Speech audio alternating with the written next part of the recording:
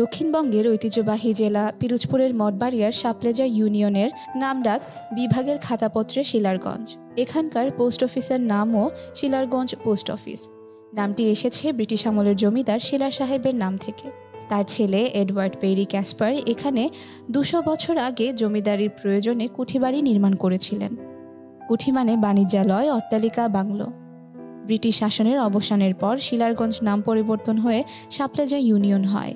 তবে ডাক বিভাগ পরিবর্তন না করায় ডাকঘরের নাম শিলারগঞ্জই রয়ে যায়।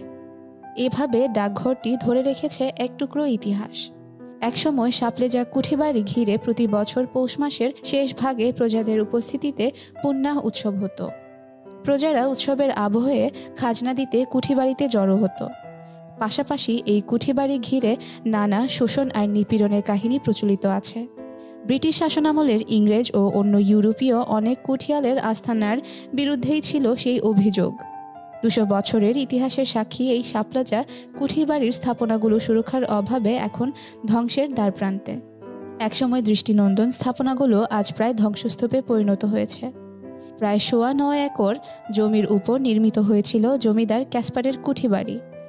শাসন তো খুব করা ছিল, বুঝলেন। এখানটা ছিল পথ, মানুষ আসতে পারে নাই, এই জামা গায়ে দিয়ে আসতে পারেন নাই, খুললে খেতে লইছেন। কারণ কি জানেন, ওরা দেখতে পারতো না।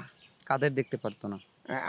ওই জামা কাপড় গায়ে দিয়ে গেছেন না, জুতো ফাই দিয়ে গেছেন না, যাইতে দিতে না। এটা কি ব্রিটিশরা দেখতে পারতো না?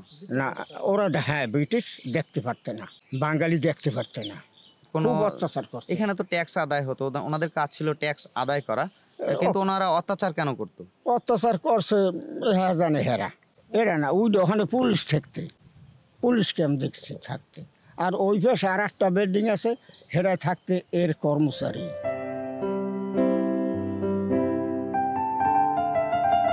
এলাকার জনশ্রুতি, ক্যাসপার সাহেব একবার সাপলেজা ভ্রমণ করতে এলে স্থানীয় ধনাঢ্য ব্যক্তি ফরাজুল তাকে সম্মান জানিয়ে ওই জমি উপহার দেন।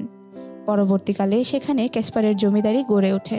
জনশ্রুতি বলে, ক্যাসপার বার্ষিক খাজনা আদায় উৎসবের সময় প্রজাদের মনোরঞ্জনে বিভিন্ন অনুষ্ঠানের আয়োজন করা হতো। এর মধ্যে থাকত জাদু প্রদর্শনী, গান বাজনা, যাত্রাপালা ইত্যাদির আসর। আবার খাজনা বকেয়া রাখা এবং অন্যান্য অপরাধের জন্য শাস্তির সম্মুখীন হতে হতো প্রজাদের। ও আমলে সিমিটা ছেলে না, বুঝতে পারছেন, সরষরকি দিয়ে বানাইছে।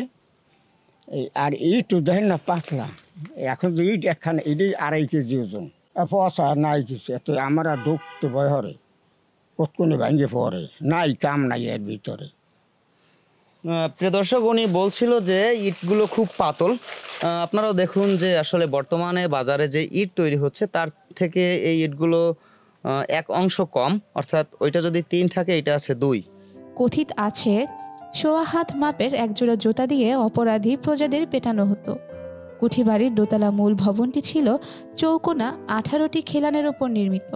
এছাড়া প্রাঙ্গণে আরও কিছু স্থাপনা ও শান বাঁধানো ঘাটসহ বিশাল আকৃতির একটি পুকুর রয়েছে। ধারণা করা হয় কুঠিবাড়ির মূল ভবনের দোতলায় জমিদার পেরি ক্যাসপারের ব্যক্তিগত মূল্যবান সামগ্রী ছিল। 1947 সালের ভারত বিভাগের পর ব্রিটিশরা চলে গেলে কুঠিবাড়ি পাকিস্তান সরকারের নিয়ন্ত্রণে আসে। এই সময় ভেঙে ফেলা হয় মূল ভবনটির দোতলার সম্পূর্ণ অংশ। তখন এ অংশে থাকা ঐতিহাসিক গুরুত্বপূর্ণ নিদর্শনগুলো বেহাত হয়ে যায়। স্থানীয় প্রবীণরা বলেন, এলাকার বাসিন্দাদের কাছে ক্যাসপারের ব্যবহৃত 2টি তরবারি ও কিছু তৈজস ছিল, কিন্তু তার খোঁজ আজও কারো জানা নেই।